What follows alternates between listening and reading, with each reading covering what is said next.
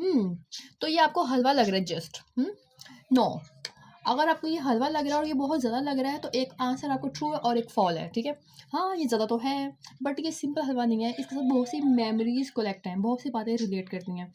मैं बताऊँ क्या होता है? ये लाइट को, sorry for this light angle, क्या करूँ मैं? बहुत ही आज का स्पॉटलाइट में मैं ही आ रही हूँ, क्या करूँ? अच्छा, अच्छा, ये है कि जब मेरी शादी नहीं हुई थी, तो मैं ये हलवा अकेले में खाती नहीं थी, ठीक है? तो इवन दैट मैं उस शॉप के पास से गुज़रती थी और परचेज़ भी कर अगर फर्स्टली तो मैं परचेज़ नहीं करती थी, क्या करती थी अपनी सिस्टर के साथ, बहनी के साथ ही परचेज़ करती थी। इवन अगर मैं परचेज़ कर भी लेती थी, तो मैं ये रख देती थी कि वो अकेडमी से आएँगी या वो स्कूल से आएँगी या कभी मेरा ऑफ होता था या फिर कभी उनका ऑफ होता था, तो हम इकट्ठे खाते थे, ठीक है? अब सीन ऐसा है, आफ्टर मैरिज फिजियोलॉजिकली तो हम बहुत दूर हैं, डिस्टेंस तो है, हम साइकोलॉजिकली भी चेंज हो जाते हैं, हम केमिकली केमिस्ट्री वाइज भी हम इतना डिस्टेंस पे आ जाते हैं कि अब मैं इसको अकेले में खा रही हूँ। शादियों में लड़कियां इसलिए नहीं होती हैं कि हम घर छोड़ के जा रहे हैं, इसलिए नहीं, लाइफ स्टाइल चेंज। बहन भाइयों को मुझे पता है पोजेसिव नहीं होना चाहिए किसी भी पर्सन के लिए, ऑल तो sister brother family although your partner, but फिर भी मैं हो जाती हूँ, मैं बहुत ही पोसेसिव हो जाती हूँ हर पर्सन के लिए, हर सिबलिंग के लिए, और मतलब अपने याद में, अपने बहन की याद में इतना सारा खाऊंगी। तो ये तो ट्रू है कि ये बहुत ज़्यादा है। और ये सारा के सारा खाऊंगी अपनी बहन की याद में। इतना डिस्टेंस आ चुका है कि अब ना तो वो आ सकती है ना तो मैं जा सकती हूँ, बहुत ही डिस्टेंस आ गया है, बहुत दूर हो गए हैं। बट क्या करें, उसकी याद में 2 दिन से बना हुआ है, यू कैन, वो हलवा जिसको देख के रहा नहीं जाता था, अब वो 2-3 दिन से पड़ा हुआ है।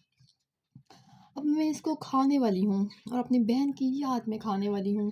और जब मैं किसी सिंगल सिबलिंग को देखती हूँ जो अनमैरिड होते हैं, तो मुझे देख के ऐसे याद आता है, यार बड़े सही कहते थे, जब बड़े हमें कहते थे ना कि शादी के बाद ये लाइफ नहीं होगी, ठीक है, मैं यकीन नहीं करती थी।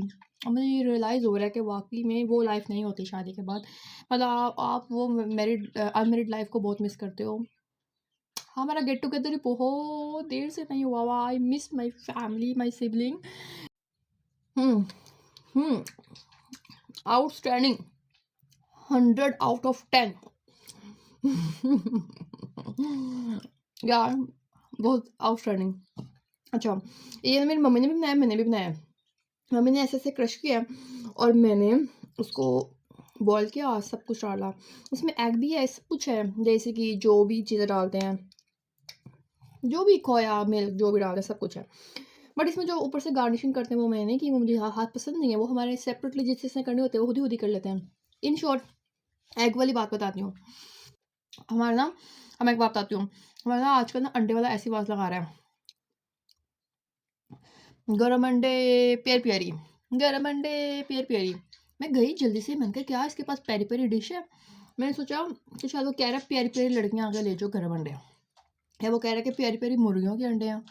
जब तक मैं गई वो थोड़ा डिस्टेंस पे जा चुका था, वो इसे भी उस भाई की प्राइवेसी थी, मैं उसकी रिकॉर्ड नहीं किया।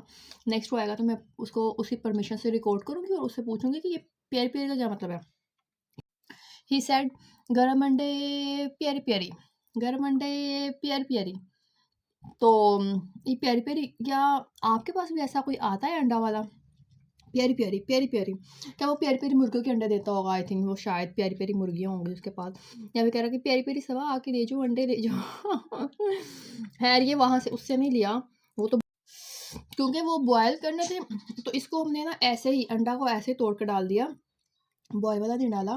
तो अगर वो पर्सन दोबारा आएगा मैं उससे पूछूंगी और उसकी परमिशन से रिकॉर्ड भी करूँगी और फिर बताऊँगी वो प्यारी प्यारी का क्या। और अगर आप जानते हो प्यारी प्यारी का क्या मतलब है, गरम अंडे प्यारी प्यारी, सो टेल मी।